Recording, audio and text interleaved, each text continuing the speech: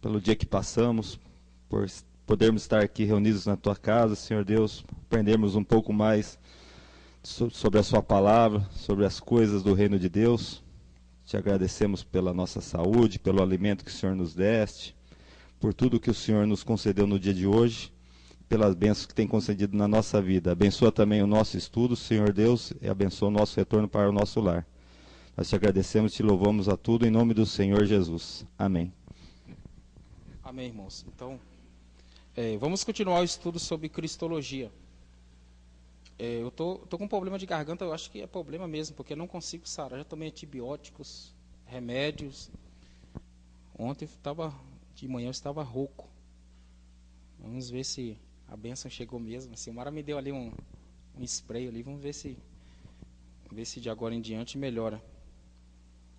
Então, Cristo no inferno, né? Cristo desceu ao inferno.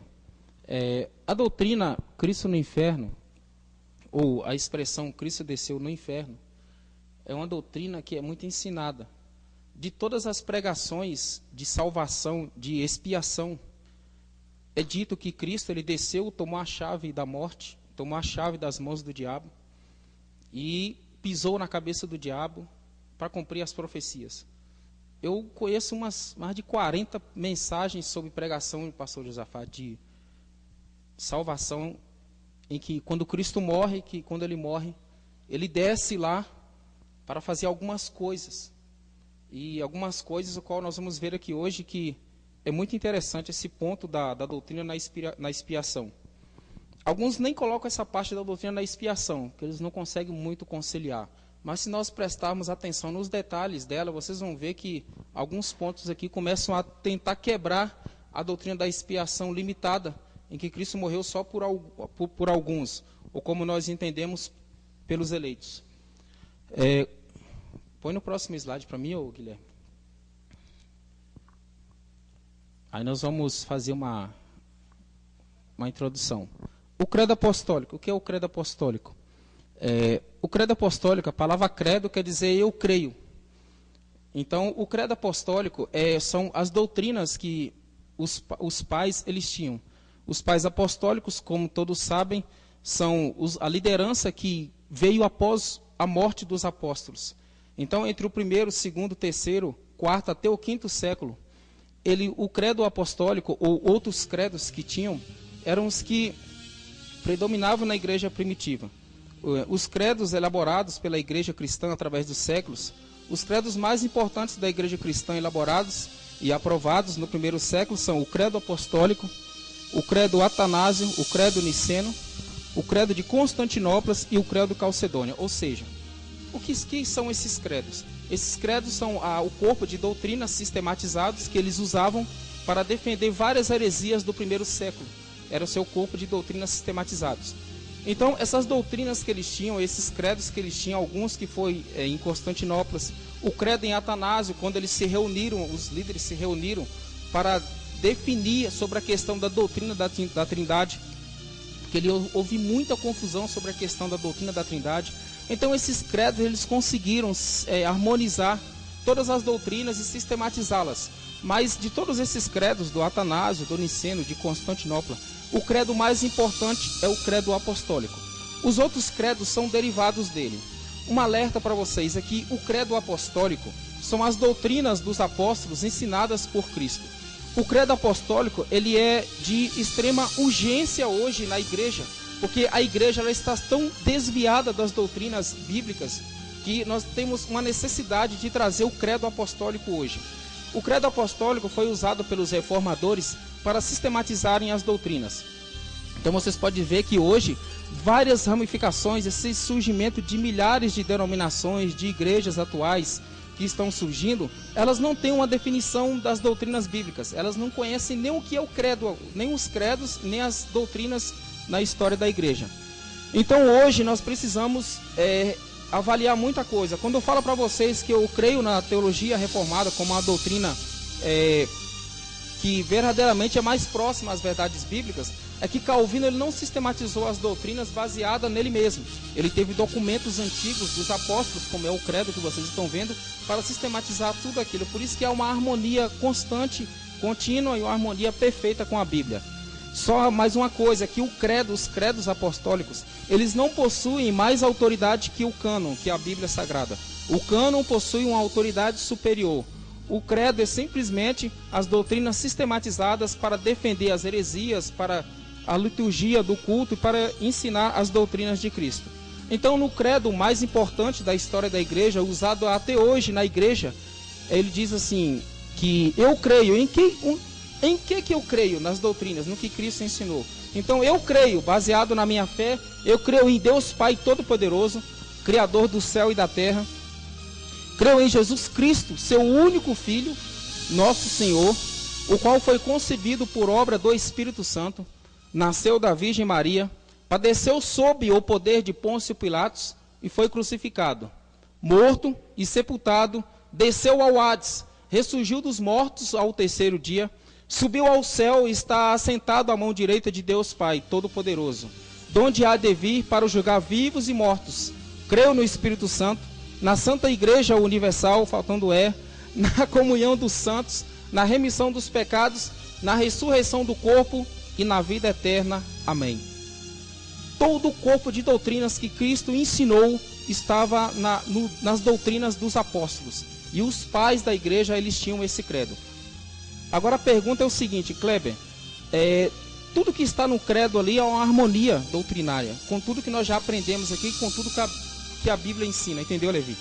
Então, só que uma das partes do credo apostólico está escrito assim, ó, sobre a questão, sobre Cristo, foi crucificado, acima de descer ao Hades, foi crucificado, morto e sepultado, e desceu ao Hades. Cristo desceu ao inferno. Então, a gente precisa então entender que, Kleber, então, se o credo apostólico é a base, é o documento mais antigo de sistematização de doutrinas, então Cristo desceu mesmo ao inferno, se o credo é verdadeiro. Então nós vamos ver algumas coisas hoje aqui. E essa expressão desceu ao Hades. Amém? Põe no próximo slide, Guilherme, por favor. 1 Pedro 3, versículos 18 e 20. Então, na primeira, se vocês quiserem abrir a Bíblia, vocês abram. Se vocês não quiserem abrir, vocês anotem os textos, principalmente isso.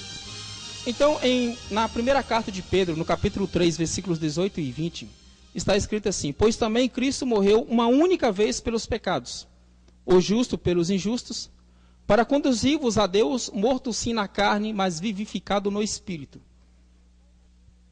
Versículo 19. No qual também foi e pregou aos espíritos em prisão. Versículo 20. Os quais noutro tempo foram desobedientes, quando a longanimidade de Deus aguardava nos dias de Noé, enquanto se preparava a arca, na qual poucas, a saber, 8 pessoas foram salvas através da água. Então, o texto, ele fala que Cristo, ele desceu para pregar aos espíritos em prisão, do jeito que nós estamos vendo ali. Agora, vocês, deu para entender ali isso ali? Que está escrito ali? Deu para entender, Osni? Todos, quem não entendeu o texto ali, os versículos, do jeito que nós estamos lendo? Entendeu, Flávio, o que está escrito ali? Entendeu, né, Frigo? O versículo 19 é o que mais dá ênfase. No qual também foi pregar os espíritos em prisão. Ele está falando de Cristo. Você lê os versículos anteriores. Porque no versículo 18, pois também Cristo morreu uma única vez pelos pecados, o justo pelos injustos, para conduzir-vos a Deus, morto sim na carne, mas vivificado no Espírito. Está falando de Cristo. Ele vai explicar no 19, ele vai dizer mais alguma coisa. Detalhes sobre a morte. No qual também foi e pregou os espíritos em prisão, os quais, no outro tempo, foram desobedientes, quanto à longanimidade de Deus, aguardava nos dias de Noé. Então, ali diz, né? Não é assim, Levi? Eduardo? Eduardo parece que já estudou essa doutrina há muito tempo comigo. Se foi isso, eu não me lembro. Ou foi esse, ou foi o 18, né? Quando Jesus fala assim: eis que as portas do Hades não prevalecerão sobre a igreja. Porta do inferno ali. Põe no próximo, Guilherme. Jonathan, tudo bem até aqui? Então, 1 Pedro 4 e 6 também, podem anotar. Pois, para este fim foi o evangelho pregado também a mortos, para que mesmo julgado na carne, segundo os homens, vivam no espírito segundo Deus. O evangelho pregado a mortos. O que Cristo foi fazer no Hades?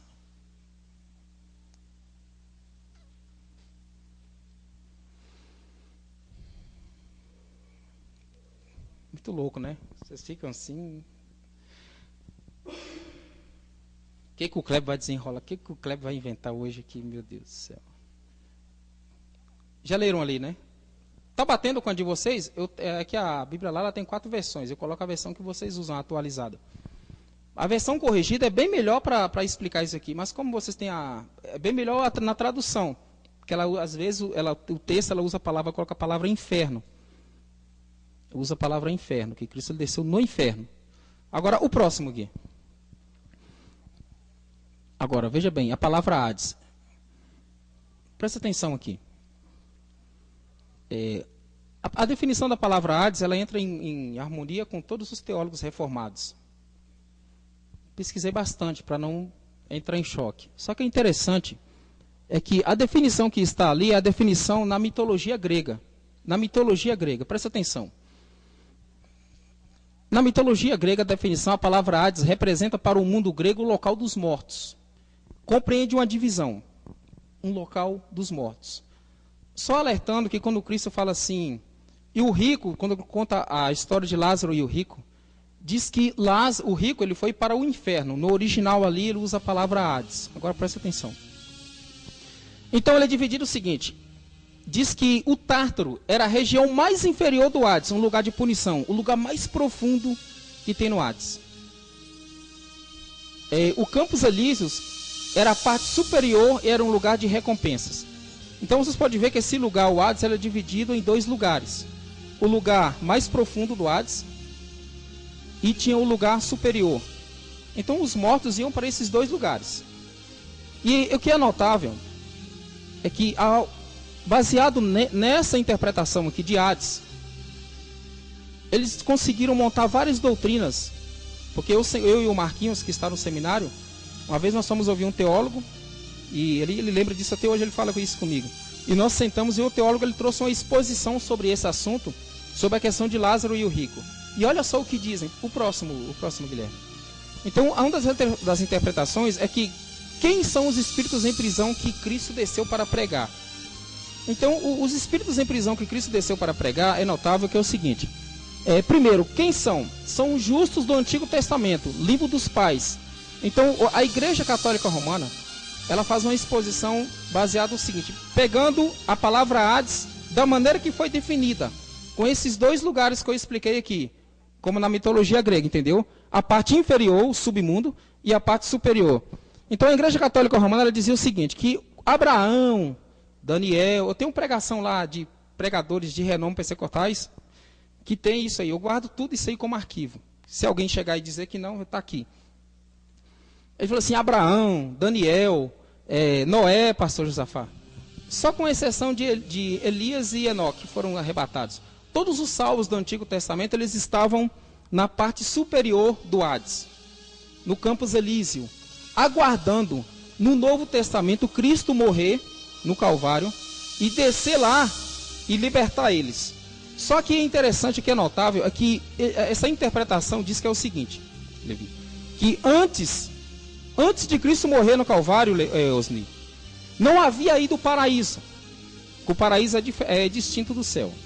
Então essas pessoas que morriam salvas no Antigo Testamento, ela ia para o Hades, na parte superior. Aí eles usam de exemplo a parábola de Lázaro e o rico, que diz que Lázaro, o rico, ele estava na parte inferior, no Tártaro, e diz que Abraão estava na parte superior. Aí diz que ali com Abraão não estava só Lázaro, estava Daniel, Davi, Samuel, todos eles. Aí quando Cristo ele morre no Calvário, ele desce ali da parte superior do Hades, pega eles naquela divisão, que diz que havia um grande abismo que fazia divisão, pega Abraão e leva e inaugura o paraíso. Diz que quando eles chegam lá, o primeiro que chegou para inaugurar o paraíso foi o ladrão na cruz. Que não havia ainda. E a parte inferior, que é onde estão os ímpios, que não foram salvos através do sacrifício, ficaram naquela parte inferior do mundo dos mortos ali. Então, baseado na parábola que Jesus conta de Lázaro e o rico, é que ali, quando Jesus fala de inferno ali, no Antigo Testamento havia essa divisão. As pessoas iam para ali. E ficavam aguardando Cristo morrer no Calvário para tirar eles dali, para inaugurar o paraíso. É a ideia deles. É a interpretação deles. Entendeu, Sueli? Entendeu, Sandra? Está entendendo, Cristina? A outra interpretação é que quando Cristo ele morre e desce ali, ele foi proclamado juiz ao diabo. São os luteranos. O que eles dizem? Dizem que Cristo desceu ali para proclamar para o diabo, dizer assim: ó, diabo, esse aqui também é outra mensagem que eles pregam muito. Tem um cara que conhece essas mensagens, é o Eduardo. Eu não sei se ele já pregou. Se ele já pregou, ele não vai dizer também. Ele pregava muito. A garganta está começando a ficar rouca. Ele era pregador. Mas ele sabe o que eu estou falando. Então eles dizem que é o seguinte: quando Cristo morreu, ele desceu lá no inferno. Aí vem outra coisa, pastor Josafá. A Cristina trouxe, pastor. É porque a garganta que está... Tem outra interpretação. Que diz que Cristo ele desce lá para anunciar para os demônios e o diabo a vitória dele. E que o diabo ele tinha a chave da morte e do inferno. Aí diz que o diabo toma a chave, diz que Cristo toma a chave da mão do diabo, abre os calabouços onde estão os santos. E prega para todos eles. Anuncia, ou seja, que a morte de Cristo precisava ser anunciada em todo o cosmos. E principalmente para o diabo. Aí os pregadores já colocam mais coisas. Diz que quando Cristo desce lá, diz que fala assim: vem aqui, diabo. Você já ouviu isso, né? Cadê a cabeça? Põe a cabeça aqui, eu quero pisar na sua cabeça. Aí diz que o diabo põe a cabeça no chão, ele tem que cumprir a profecia de Gênesis 3:15, Levi. Tem que pisar na cabeça do diabo. Aí tem uma pregação que o irmão fala que diz que teve uma irmã que teve uma revelação. Aí diz que a irmã viu o diabo com um monte de faixa na cabeça, tomando Lexotan, que diz que Cristo tinha pisado na cabeça do cão. É tanta coisa, é bastante coisa. Dá risada. Nem cabeça tem mais, então só corpo. Quando Cristo pisou, esmagou tudo. O diabo anda sem cabeça por aí. A outra interpretação é que ele proclamou a vitória e o plano de Deus à igreja, que é a interpretação da igreja da Inglaterra, né, quando ele desceu lá. E a interpretação que nós temos da Bíblia, outro ponto ali, é quem são eles? Quem são eles? A igreja católica diz que quando ele vai pregar ali, ele prega para os ímpios e para os justos que estavam ali. Os luteranos dizem que ali os espíritos em prisão são os diabos, é o diabo e os demônios. Vocês serão condenados. Eu venci vocês. Vocês vão para o inferno. É isso que ele foi fazer. E a outra igreja diz que ele foi anunciar para os dois este plano. O próximo aqui. Agora, olha o testemunho das Escrituras. Pai, em tuas mãos entrego o meu espírito. Hoje mesmo estarás comigo no paraíso. Quem disse essas palavras? De quem são essas palavras, Frigo? De quem são essas palavras? E aí, como que fica? O credo, Kleber, você disse na introdução que o credo é a base da teologia, das doutrinas. Aí você diz que Cristo desceu ao Hades, como está lá. Aí você usou lá em Pedro diz que Cristo desceu lá, trouxe as interpretações das igrejas, e agora você vem com isso aí, você quer trazer uma confusão na minha mente. A questão é, ele desceu ou não desceu no inferno, Flávio?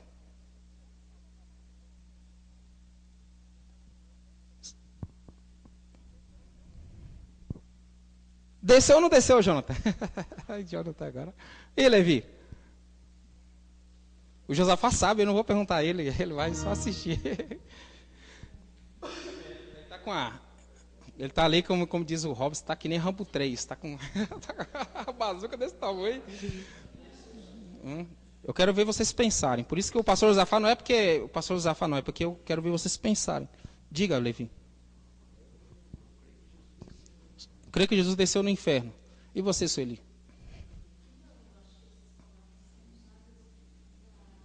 Eu conversei com a Feitosa. só definir uma coisa aqui. Eu ia deixar, mas o próximo eu vou definir logo aqui. Talvez vai ajudar mais. Não, tudo bem. Não, tudo bem. Tudo bem, ainda bem que você só acha. Você crê que é assim? Que ele não desceu? Mas tem outra interpretação. Veja bem, a definição de Hades, deixa eu deixar uma coisa bem clara aqui.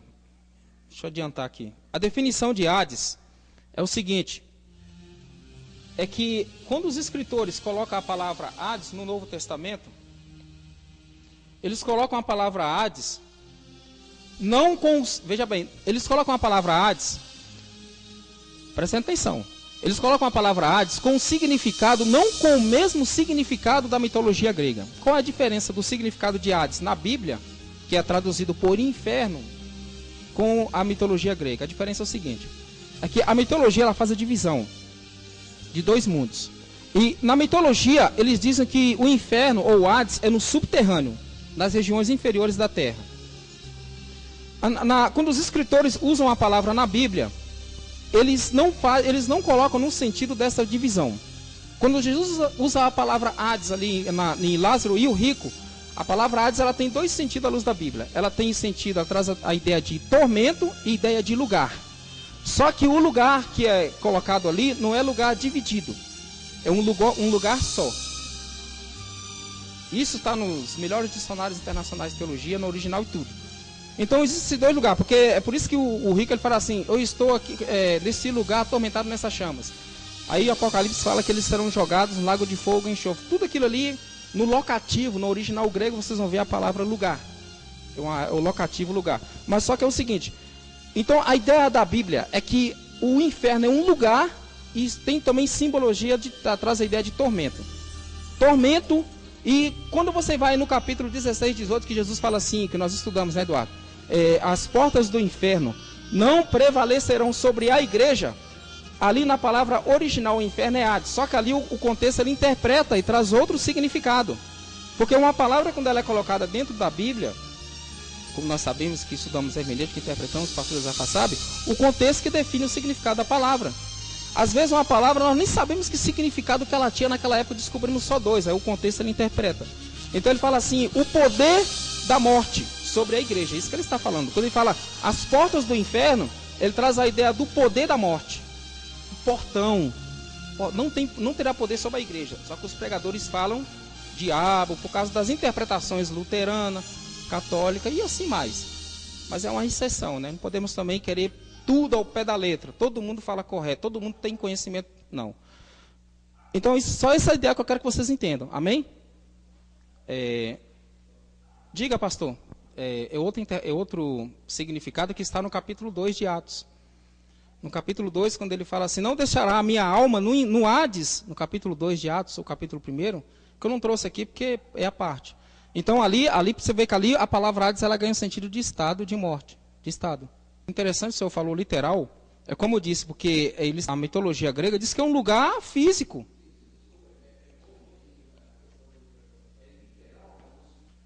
Vocês entenderam então, né? Diga. Seol é o hebraico, é a tradução, no grego é Hades.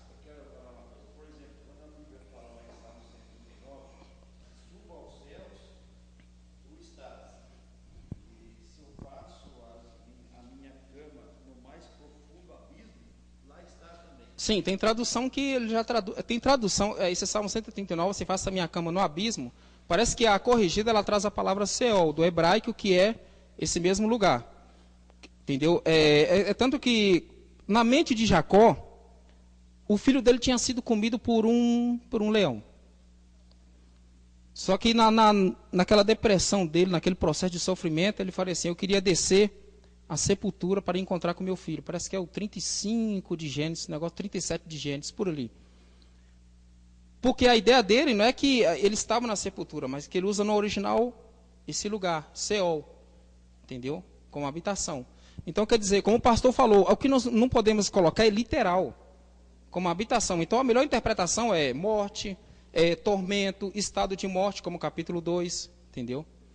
Mas só que, mesmo assim, a ideia de lugar, a gente não tem interpretação literal, porque baseado na interpretação, eles não têm essa divisão. Ali, quando ele fala de Lázaro e o rico, não tem essa divisão assim, entendeu? Não é que ele chegou lá e, essa divisão não vai existir mais, eu vou levar e vou inaugurar lá em cima. Aí vai ficar só um lugar, entendeu? Essa é a questão. Mas a gente vai trazer o significado de Hades à luz aqui do texto. O pastor, ele falou que vai falar alguma coisa, pastor, mais? Então veja bem. Até aqui, mas quem crê que Jesus desceu ou não desceu aqui? Ele foi pregar os espíritos em prisão. Ele desceu lá e pregou para eles. E aí, Jonathan? Silmara?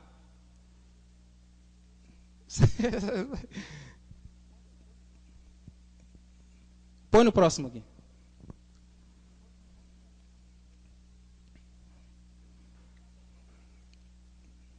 Todos abram a Bíblia, quem trouxe?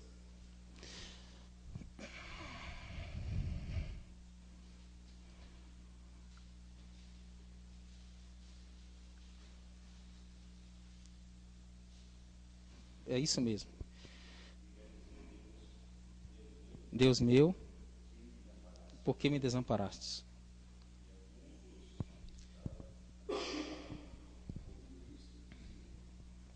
Só até aí. Tem uma Bíblia que eu trouxe aqui, o Jonas comprou ela, né, Jonathan? O que você achou da Bíblia, Jonathan? A linguagem. Linguagem bem simples. Só sobrou uma dela, o resto eu vendi. Quem quiser ler a Bíblia inteira mais rápido, entender mais rápido, só tem uma aqui. Vai ficar com ela, Sandra? Então ela chega, quando eu não precisa nem interpretar, pastor, porque é a Bíblia viva, o senhor conhece. Eu tenho uma lá que nem é minha, de Isabel. Se eu vender, a briga fica. Quando ela dá, despede, sei lá, e ela lê, ela vai só nela. Aí, ele já chega e fala assim, ó, a hora terceira e a hora nona, ele já explica. A hora sexta, a hora terceira, é meio-dia, a hora sexta. E a hora nona, 3 da tarde. Agora, veja bem. Quando Cristo, Frigo, ele fala que, quando Pedro fala que Cristo desceu para pegar os espíritos em prisão, aí a melhor interpretação ali, do texto de Pedro, é que a pergunta é o seguinte: se Cristo desceu para pregar para os espíritos em prisão, por que ele só pregou para aqueles que morreram na época de Noé? Né? Se ele desceu para pregar para os espíritos em prisão, por que não pregou para todos que já haviam morrido desde Adão? Porque só para aqueles ali, né? Já que era para pregar o evangelho. A outra problemática de Pedro ali, da interpretação, é que se Cristo desceu para pregar para os espíritos em prisão, então há possibilidade de salvação após a morte. A ideia que dá a olho não é essa, não é, Flávio? Outra ideia é que se Cristo desceu lá para pregar e voltou, há possibilidade de sair desse lugar ou desse estado de morte. E aí?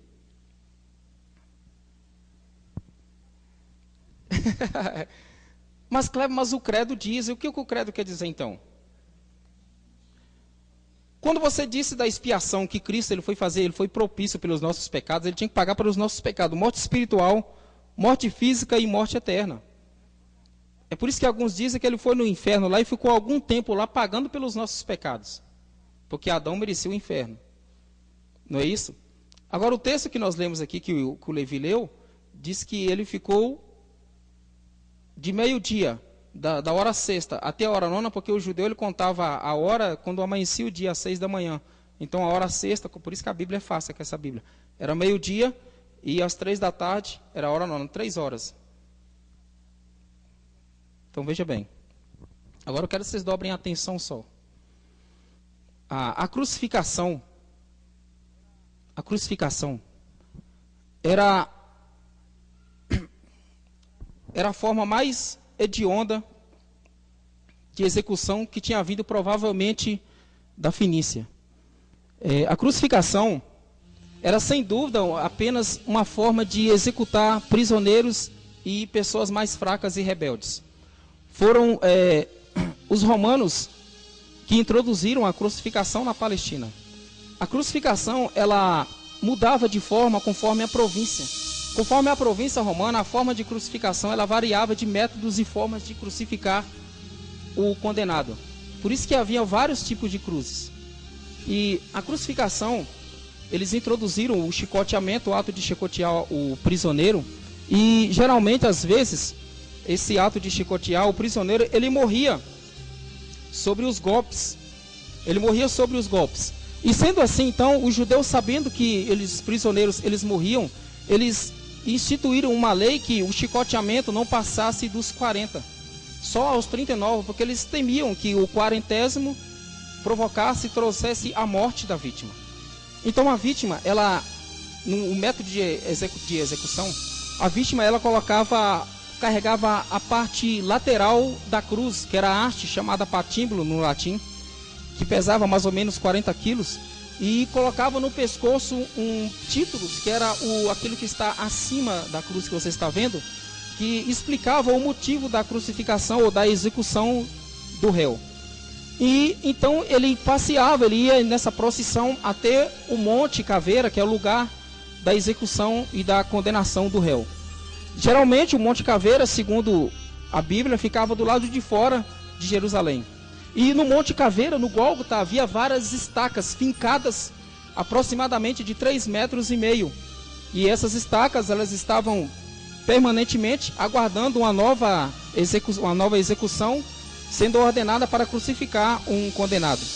Então, quando ele chegava no Gólgota lá, o condenado, ele era deitado na haste, na parte menor da cruz, a lateral da cruz, a parte horizontal.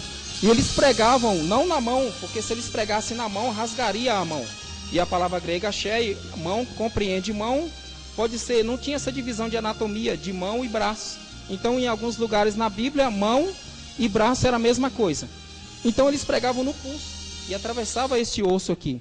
Depois, eles erguiam essa parte horizontal, que era o patímbulo, até o alto da estaca por meio de uma corda, e abaixo, acima, no cimo da estaca, havia um entalhe onde a barra horizontal encaixava na parte da estaca. A imagem que está ali não é perfeita, como eu estou dizendo aqui. Então veja bem, só que então, quando ele é encaixado ali, o réu, a vítima, ela era crucificada com as costas voltadas para a cruz. E abaixo do pé dele havia um suporte, o qual eles pregavam o pé, e esse prego ele prendia um pé acima do outro. E ali era uma forma de execução considerada pelos romanos como a penalidade suprema para ser condenado um criminoso. Cristo ele é julgado e condenado como traidor da soberania e da supremacia de César, como considerado o rei dos judeus. Na crucificação, a vítima ela era despida de suas vestes e para ser crucificada. E na cruz ali no Calvário, onde ela está ali, ela passava por dores extraordinárias e de maneira que vocês nem imaginam. Quando o texto diz que houve trevas ali do meio-dia até as 3 horas, diz ali que quando uma vítima ela ia para a crucificação, ela tinha que permanecesse viva. Mas só que para que ela permanecesse viva, ela precisava respirar. Só que como que ela iria respirar na posição em que ela estava e da situação em que ela estava? Você pode ver que quando ela apoiava os pés ali sobre aquele suporte abaixo dos pés, para ela respirar, ela tinha que abrir os braços e flexionar os cotovelos na posição aberta, para que o tórax, a caixa torácica, ela levantasse, erguesse e isse para frente para que ela pudesse respirar. Só que o parte do peso do corpo dele era segurado com os braços. Então o que acontecia? Quando ele pendia para baixo o corpo, ele não conseguia respirar. Então ele tinha que fazer uma força para cima, para ele colocar a caixa torácica na posição correta, o qual ele conseguisse respirar e manter-se vivo. Só que toda vez que ele fazia essa pressão para suspender o corpo, o que acontecia? Provocava uma dor alucinante nele, sabe por quê? Porque os pregos que estavam pregados nos 2 pés juntos, ele estava na planta dos pés. E a planta dos pés que fazia a força para erguer o corpo. Quando ele erguia o corpo com as plantas dos pés, aqueles pregos que estavam fincados ali, que provocava dores nele. E a parte do pulso aqui, que estava com um prego pregado na haste horizontal, quando ele flexionava o cotovelo, o pulso girava, fazia uma rotação em torno dos pregos. Dentro do pulso dele, então aquele prego ele girava no osso do condenado, ele não aguentava de dor. Criava uma dor extraordinária nele. Então, mas só que ele precisava se manter vivo. Então esse movimento que ele fazia de levantar e subir era intenso, mas intenso mesmo. Era a única maneira dele sobreviver. Então o que ele fazia? Toda vez que ele respirava, nas costas dele, que estava toda cortada por chicotes, esfregava na parte vertical da cruz, que tinha várias prepas de pau, aquilo provocava dores nele. Sem falar que aquilo ali provocava câimbras nos nervos. E provocava uma febre traumática por causa de alguns fatores que aconteciam ali. Por exemplo, a exposição ao calor do sol, os insetos que rodeavam as feridas abertas e provocavam uma inflamação. Na parte do pulso havia tétano, porque as feridas inchavam. E uma sede insuportável. Então ele tinha que fazer de tudo para se manter vivo. Sem dizer que as artérias da cabeça ficavam entumecidas de sangue e do estômago, causando uma dor de cabeça latejante até o dia da morte dele. Então Cristo, quando ele está ali no Calvário, na crucificação, ele não passa só pela dor física, mas também como ele passa também pela dor psicológica, de carregar toda a culpa do nosso pecado ali. Ali é uma separação de tudo que é bom e é belo e perfeito nesse mundo. Por isso que ele fala, Pai, por que me desamparastes? Só que os judeus, eles tinham uma lei, uma forma de lei, que diz que eles colocavam para os crucificados alguns guardas que ficavam ali para olhar o condenado e vigiar o condenado. E quando esses guardas ficavam ali, diz que eles colocavam em um vinagre ou em um vinho, um unguento, um ungido, uma fórmula, um hipnótico para acalmar a dor e dava o criminoso na cruz para que ele pudesse controlar a dor. Depois, só que, conforme Deuteronômio, o crucificado, o réu, ele não poderia, pastor Josafá, passar a ficar à noite no madeiro. Então ele tinha que ser tirado antes. Então os judeus diziam assim, olha, vocês precisam acelerar a morte. Então o que eles faziam? Antes do criminoso subir e ser crucificado, eles pegavam um bastão de ferro e davam um golpe bem forte na axila, abaixo da axila, para que ele não pudesse colocar força no movimento do corpo e flexionar os cotovelos. Só que mesmo assim, quando ele conseguia sobreviver, a prática, os romanos, eles tinham a prática de deixar o corpo apodrecer no madeiro. Então o que eles faziam? Eles pegavam um bastão de ferro e quebravam as pernas, da maneira que quando ele pendesse o corpo, ele não conseguia mais levantar, então ele morria por asfixia. O criminoso ali, ele morria a 1000 mortes. E como diz Flávio Josefo, a mais miserável das mortes. O que eu quero que vocês entendam ali é que quando Cristo, ele passa por tudo aquilo ali, vem essa escuridão que está escrita no capítulo 27 de Mateus, é que Cristo, pastor Jafá, conforme a expressão do credo, ele não desceu no inferno. Ao contrário, o inferno veio até Cristo. O inferno veio literalmente no Calvário. Foi o que aconteceu ali. O próximo, Gui. Olha o Catecismo Maior de Westminster. Na pergunta 50 diz: a humilhação de Cristo após sua morte consistiu em ser sepultado e continuar no estado dos mortos, e sob o poder da morte até o terceiro dia. De outro modo, expresso por outras palavras, ele desceu ao inferno. Então, o significado de morte... Agora, Gui, eu vou pedir um favor para você. Eu quero que você volta lá no primeiro slide, lá no credo. Volta lá, por favor, abençoado.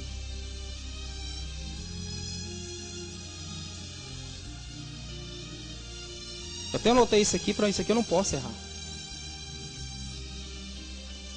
Aí você diz assim, Kleber, a expressão desceu ao Hades, então, parece que não bate com o que você disse aqui.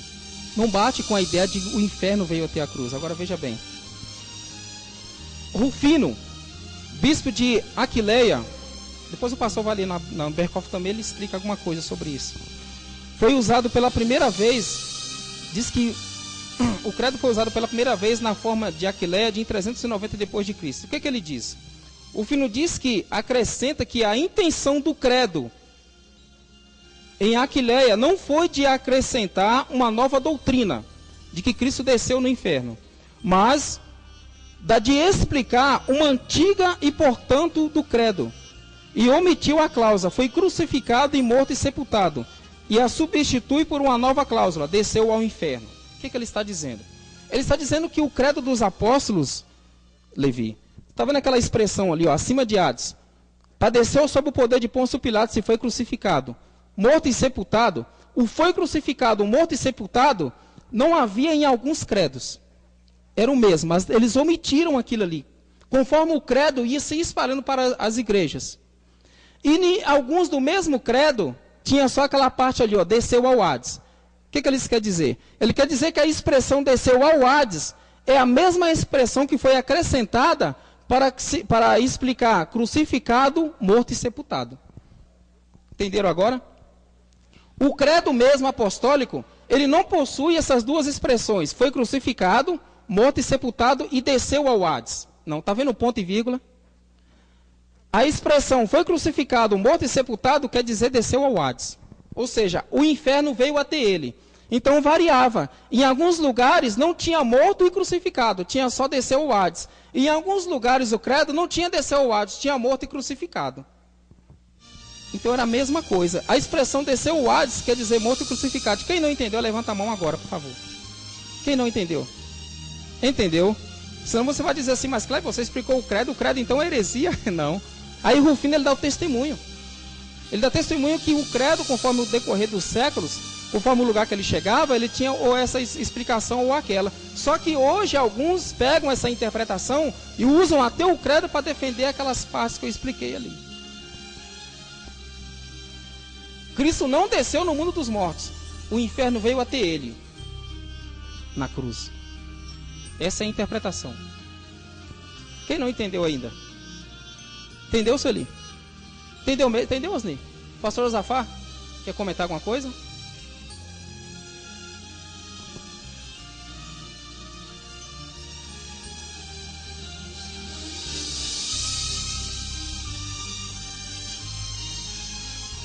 Sim, sim.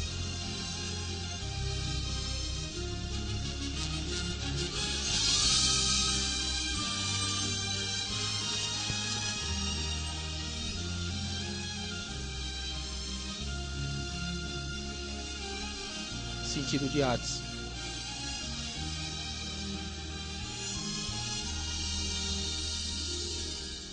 Com esse entendimento, pastor. Isso não.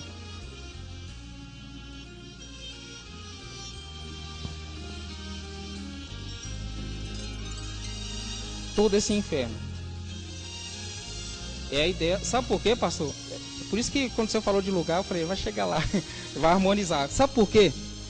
Porque na aliança que eu expliquei de Adão, lembra que ele repartiu os animais? E ele faz uma aliança com Adão, Levi, lembra? Ele fala assim, olha, se um dos dois quebra, se você quebrar a minha parte aqui na aliança, vai acontecer com você igual esses animais. Ele fala assim, ó, se você desobedecer, morrerás. Morte espiritual, Adão passou separado de Deus. Morte física, Cristo passou. Quando Cristo morre ali na cruz, pela morte física, ele passa os dois pela morte. Passa a divindade e a humanidade. A divindade dá a possibilidade de, sem pecado, a natureza humana passar pela morte. A natureza humana dá a possibilidade da divindade passar pela morte. Os dois passam juntos, mas não descem lá. Quando eles morrem ali, ele fala, em tuas mãos entrego o meu espírito. Ele diz, hoje mesmo estará comigo no paraíso. Eles estavam lá em cima, ele não desceu lá. Então, quando o pastor Josafá disse, é que, peraí, ele passou pela morte espiritual, desamparado, morte física e a morte eterna. Ele precisava ir no inferno. Agora, o inferno foi no Calvário por mim e por você. Agora, para os ímpios, eles vão ter que ir lá no inferno para pagar esse preço. Eles vão passar já estão pela morte espiritual.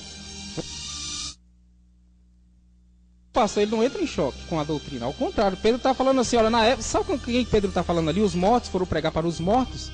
Ele está falando assim, ó, quando Noé estava na terra, Cristo pregou através de Noé. Os mortos que eles estão falando ali eram os mortos que estavam mortos, mas que a pregação foi na época de Noé, através de Noé. 2 Pedro, capítulo 2, versículo 5, Noé foi pregoeiro da justiça. Então, pregar para os mortos ali, os que estavam mortos, mas a pregação foi antes. Não entra em choque, não. A questão é harmonizar. O problema é harmonizar, né, Eduardo? Você tem que harmonizar o credo com a doutrina e a interpretação. Aí é que tá. Não entrar em choque. É por isso que tem essa confusão por aí. Essa confusão.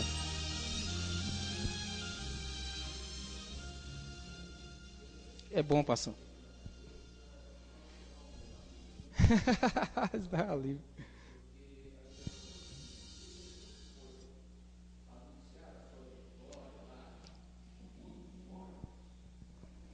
A ação da Bíblia é harmonia. A minha base é a harmonia. Tem que ter harmonia com a doutrina. Correto. É eles que interpretam. É por eles. Sabe, pergunta lá embaixo lá, ô irmãos, o que é o credo? Não é, pastor? Não é porque. Não é que a liderança. Só que eles falam, mas a liderança não ensina. Quer dizer que você só vai aprender a Bíblia se a liderança ensinar? Aí Jesus desceu lá e. Completo. Nossa, quando eu entrava em choque, agora não. Que a confissão de fé é o nosso credo, mas a confissão de fé não sai da harmonia dali. O catecismo maior, a confissão de fé de Westminster não sai dali da harmonia. As institutas de Calvino. E nem a Bíblia. Entendeu? Só isso que eu quero que vocês entendam. Então, mas como eu disse.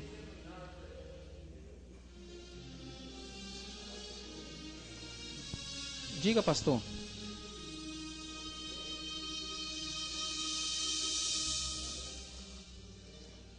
Eu tenho todo o material lá, e o que eu tenho lá, pastor, ele destrincha cada uma dessas doutrinas aí, a doutrina da criação, a de Cristo, entendeu?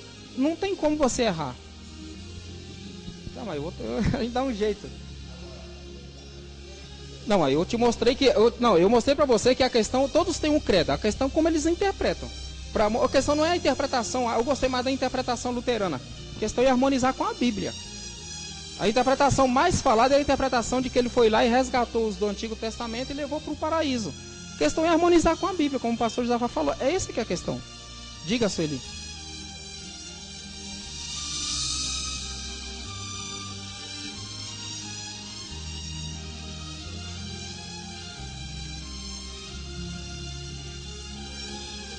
Então, foi a primeira pergunta.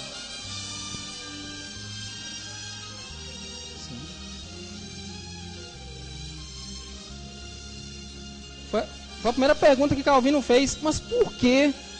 A primeira pergunta que ele fez é por quê? Que se Cristo desceu, por que só pregou para os contemporâneos de Noé? Por que não pregou para todo mundo?